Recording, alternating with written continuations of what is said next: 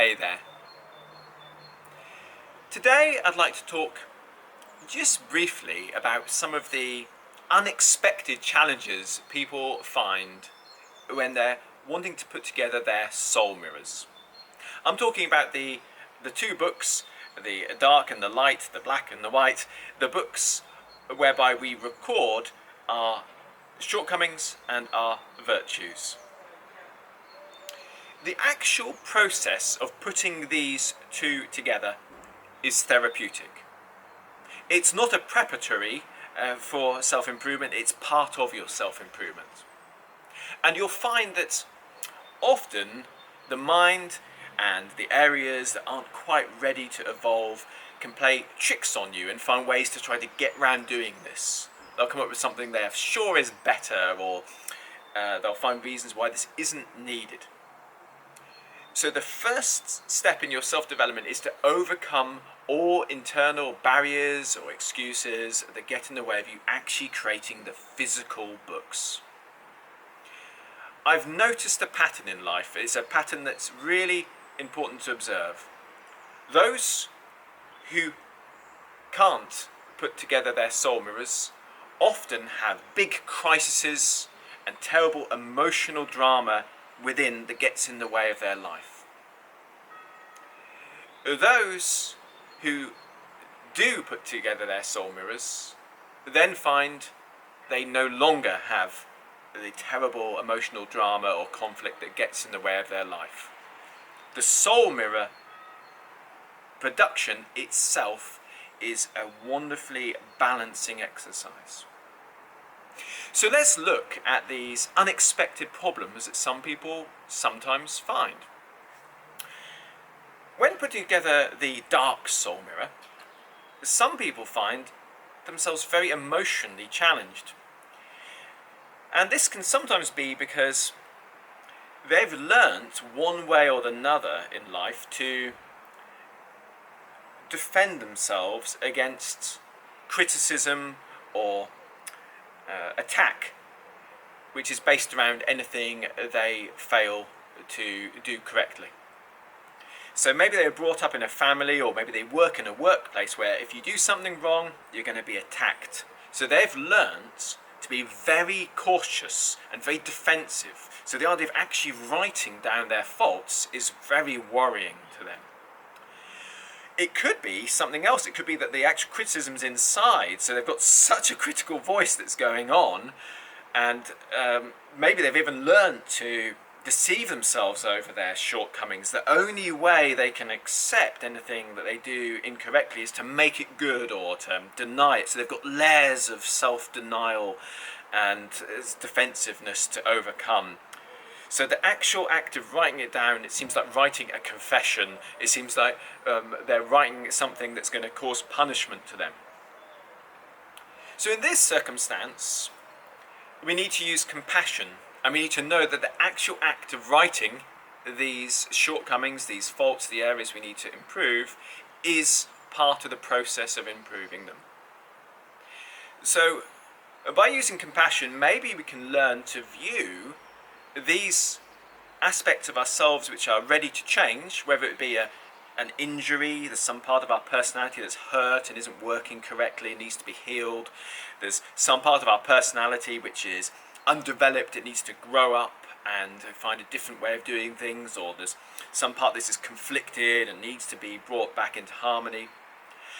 Imagine how you'd view that in your own body.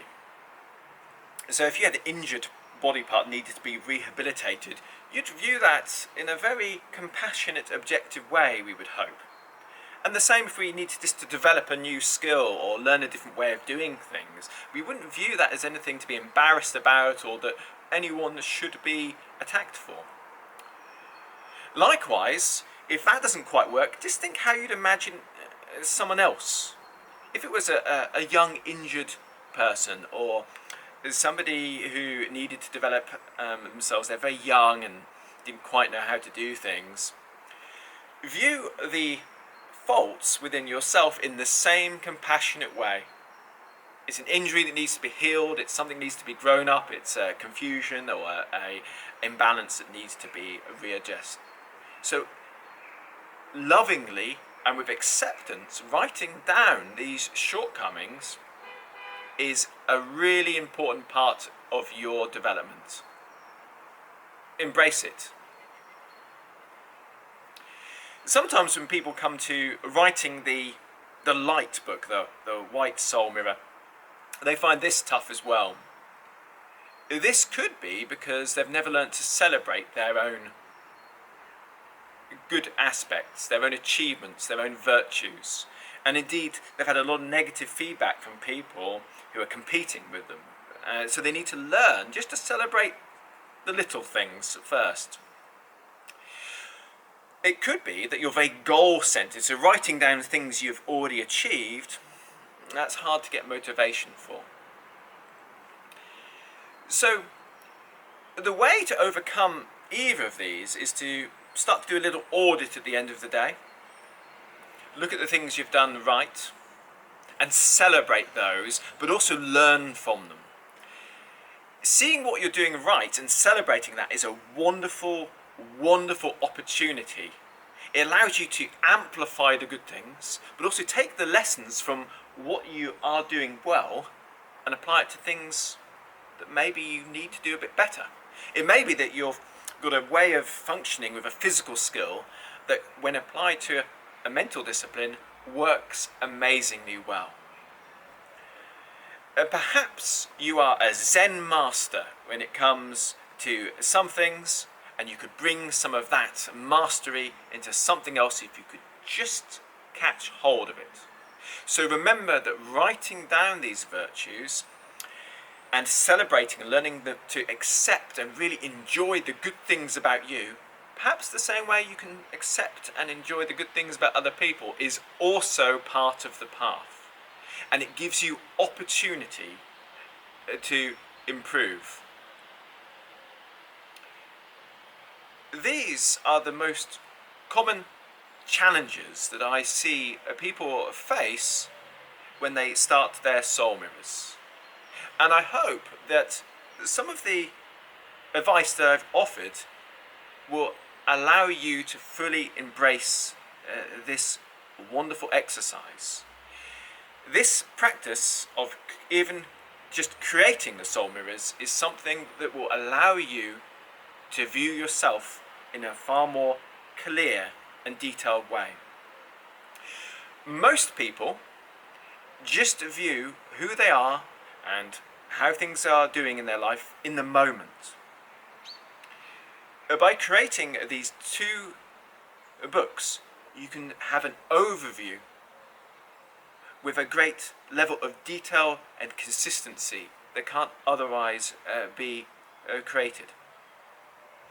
This self-knowledge, once fed in, so by writing out, your mind sees this, and you've put it in a book saying this needs to be evolved, you've put in a book saying this needs to be amplified, you'll find that there's a part of you that starts to work on this.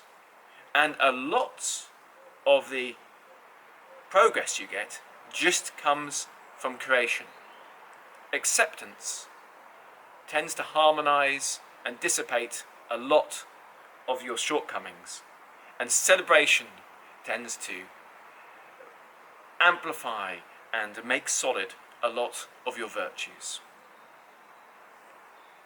May this exercise bring great blessings to you and allow you to be the person you always wanted to be and had the potential to be, so that you can create good outcomes for all in your life.